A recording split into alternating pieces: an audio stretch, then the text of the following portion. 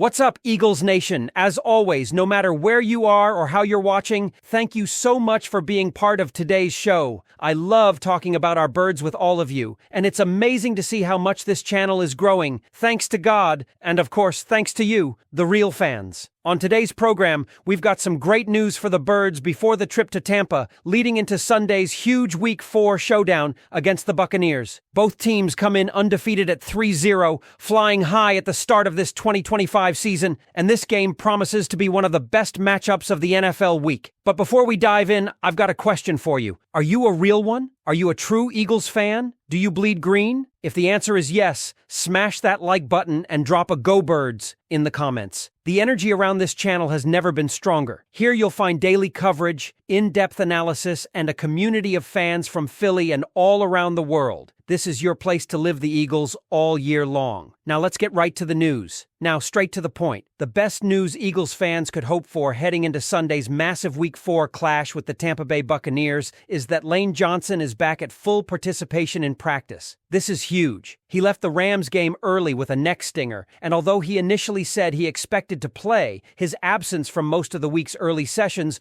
caused real concern. But now he's back, moving around well, and the team expects him on the field. That changes everything for this offense. Lane Johnson is not just another offensive tackle. He's a one-of-one player, someone we may never see again in midnight green or anywhere else in the NFL. The numbers back that up. The Eagles are 105-55 and one with him in the lineup all time, and a dismal 15-23 without him. Since 2016, the team's winning percentage shoots up near 70% when Lane plays. Without him, it crashes. That is not a coincidence. Think back to last year's Week 4 meeting with Tampa. Johnson wasn't on the field, and the offense looked broken. Drives stalled, the line collapsed, and the team was outgained by an enormous margin. Against Todd Bowles' defense, a unit that blitzes at one of the highest rates in the league, protecting Jalen Hurts is everything. When Lane went out versus the Rams and Matt Pryor stepped in, the offense produced -9 yards over 3 drives. It was painful to watch. Later, Fred Johnson filled in and steadied things a bit, but let's be real. There is no replacement for Lane Johnson. That's why Nick Sirianni himself called Lane the best player I've ever been around, and why Cam Jurgens said he's the best offensive lineman in franchise history. Those aren't throwaway comments. That's respect from inside the locker room, and it underscores just how vital he is to what Philadelphia does. And his importance becomes even clearer when you look at the numbers Zach Berman reported in The Athletic. Since 2016,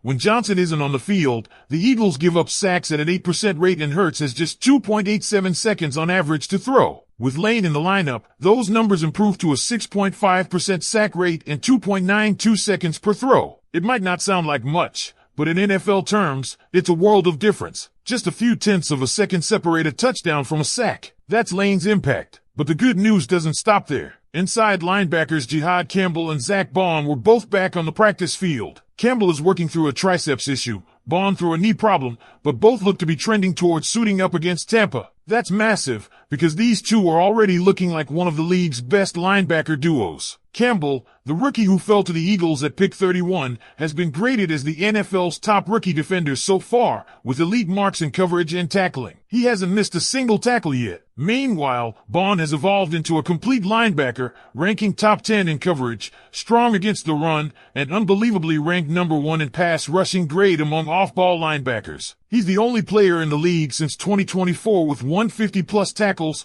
12-plus TFLs, and multiple interceptions. This duo is redefining how the Eagles defend the middle of the field, sideline-to-sideline range, hybrid versatility, and the ability to rush the passer when needed. And here's the kicker. Philadelphia's defense is already carrying this team when the offense stumbles. Against the Rams, Bond set the tone with an interception of Matthew Stafford, flipping the momentum early. Add Campbell's consistency and athleticism to that, and suddenly the Eagles' linebacker core, long a weak spot in this franchise, is now a strength. Pair that with a healthy Lane Johnson, and you start to see how the Eagles might finally flip the script against Tampa Bay, a team that has been a thorn in Jalen Hurts and Sirianni's side. Remember, they're 1-4 against the Buccaneers, with Bowles repeatedly frustrating Hurts' offense. But the one-time Hurts, A.J. Brown, and Lane Johnson all played together against Tampa, the Eagles dominated. A.J. went for 9 catches and 131 yards. That tells you everything you need to know. So with Johnson back, with AJ and DeVonta Smith on the field,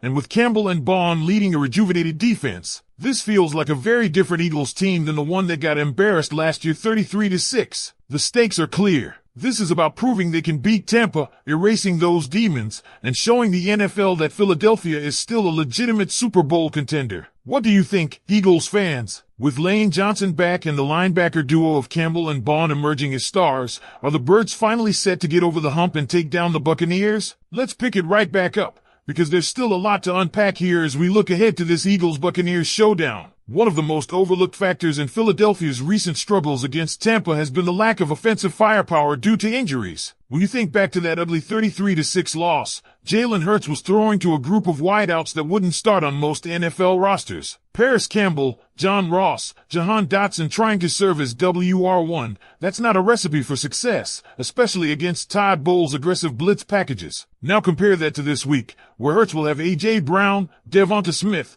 and Lane Johnson all on the field together. That's a completely different landscape, and it should give the Eagles the balance they need to finally move the ball consistently against this defense. A.J. Brown in particular could be the X factor once again. The one game he suited up against Tampa with Hurts under center and Sirianni coaching was a blowout win for Philadelphia. He shredded their secondary for 9 receptions and 131 yards, and the Buccaneers had no answer for his physicality and ability to get open down the field. This Tampa defense is still aggressive, still blitz-heavy, but it remains vulnerable on the back end, and that plays right into AJ's strengths. Pair that with Smith's precision route running and Dallas Goedert's reliability over the middle, and suddenly Hurts has options everywhere. Unlike last year, this offense is not walking into the fight empty-handed. But while Philadelphia's weapons are healthy, Tampa Bay is dealing with its own roller coaster of injuries. Chris Godwin is expected to return, and that gives Baker Mayfield another big weapon alongside Mike Evans. Oh wait, scratch that. Evans is out for this one. Godwin alone is a major challenge,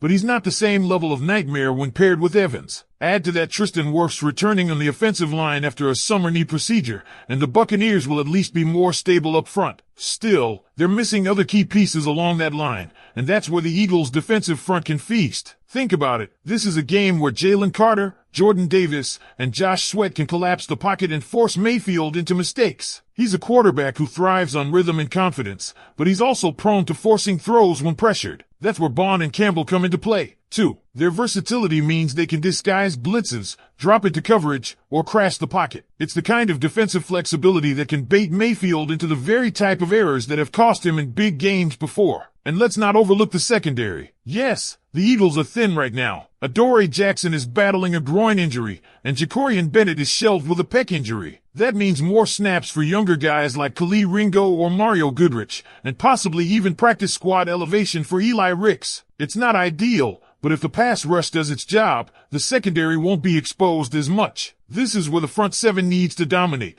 because limiting Godwin and keeping Tampa's ground game in check will put everything on Mayfield's shoulders. And that's exactly where you want this game to go if you're Philadelphia. Now, when we zoom out, it's bigger than just week 4. This is about the Eagles proving that last season's collapse was a fluke. This is about showing the rest of the NFL that this team, with Jalen Hurts under center, is still built to win in January and February. The Buccaneers have been their kryptonite, plain and simple. 1 win and 4 losses against Tampa under Sirianni and Hurts. That's a narrative the team has to flip. If they win this one, it doesn't just improve their record to 4-0, it erases doubts, quiets critics, and gives this roster the belief that they can overcome any matchup problem. And make no mistake, Tampa has been that problem for 3 years. So the question becomes this: will the combination of a healthy offensive line anchored by Lane Johnson, elite playmaking from A.J. Brown and DeVonta Smith, and a linebacker duo that looks like one of the best in the NFL be enough to finally topple Bowles' Buccaneers defense? That's what Sunday is about. It's not just another regular season game. It's a chance to exorcise demons, to announce to the league that the Eagles are back on the warpath,